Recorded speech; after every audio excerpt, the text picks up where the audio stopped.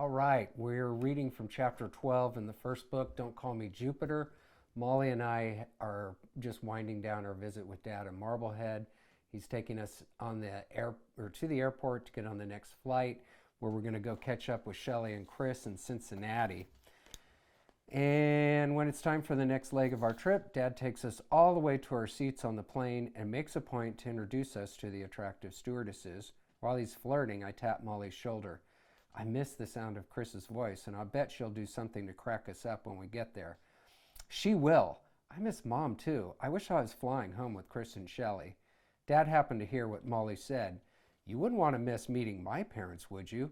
Our father is suddenly so serious. He looks at me, not exactly at me, more at the top of my head. My mother is going to insist on cutting your hair. Do not let that woman come within 50 feet of you with a pair of scissors. Trust me. Okay.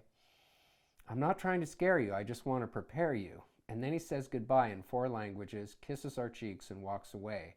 We land at the Cincinnati airport, which is actually in Kentucky, which means I can add another state to the list that I've started.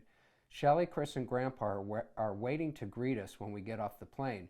We run towards each other at full speed and almost knock each other down hugging. I find myself laughing and crying at the same time. Grandpa looks sharp and smells minty. It's either Ben Gay sports cream or wintergreen lifesavers. He never stops smiling. While we're waiting for our luggage, Chris suddenly jumps up on a bench and belts out the words to a song that's faintly playing in the background. She has these moments of bravery when she suddenly will do something I could never pull off. My sisters and I can't take our eyes off of her. Shine up on me, sunshine. Walk with me, world, it's a skippity-doo-dah day. I'm the happiest girl in the whole USA. She's so brave. And she sounds so good, and it's not the least bit embarrassing because people are loving it. When she's done, Grandpa whistles and gets the whole room to applause. Chris bows, blows kisses to the crowd, and jumps off the bench. Thank you. Thank you very much, she says, just like a polished professional. Nice song, Chris Bross the Great, I say. She winks, and I smile even bigger. Grandpa Johnson is the king of cool with his stylish goatee and blue sport jacket. We collect our luggage and navigate our way outside into the humidity. He puts on aviator sunglasses and drives us home in a new car. He drives a new car almost every day, one of the perks of owning a dealership. Shelley and Chris give Molly and I the rundown on the way things work here. Our aunts are nice. One of their husbands is weird. All of our cousins are weird, except for Amy. She's cool. There's a pool, but other than that, there's nothing to do. So they eat here like 4 times a day, or go to the mall.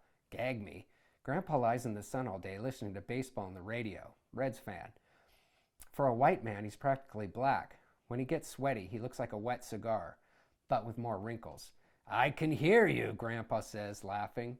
It was during this trip that I learned about the lavish past. It's hard to talk with this gap in my tooth. Haven't gotten that fixed yet, but I'm working on it.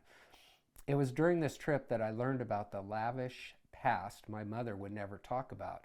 This is when Grandma got into her photo albums and proceeded to bury me with the family dirt.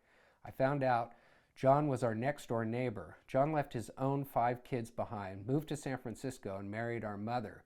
We may have looked like the model family, but we certainly weren't. Grandma was very informative. We sat on the couch for an entire afternoon looking at pictures. She filled the room with cigarette smoke and my head with stories my mother would never tell. I also spent a lot of time in Grandpa's den with his massive collection of National Geographic magazines dating back to the early white cover years. I'd scan the spines in search of articles featuring primitive cultures in hopes of finding pictures of boobs. I'm so motivated to see human mammary glands that I unintentionally get sidetracked into reading several interesting articles and actually learn a few things in the process. I'd like to think that it was in my search of boobs that I considerably expanded my worldview. Take my birth state of Ohio, for example, the Buckeye State. That's a reference to a nut, which is nuts. My overall impression regarding my homeland is, in a word, boring. I feel a sense of superiority over my cousins simply because I live in California. While it's true that Davis is an extremely mundane part of California, I know the Golden State has more to offer than Ohio. So when my cousin Amy asks, what's so great about California? I'm well prepared to answer.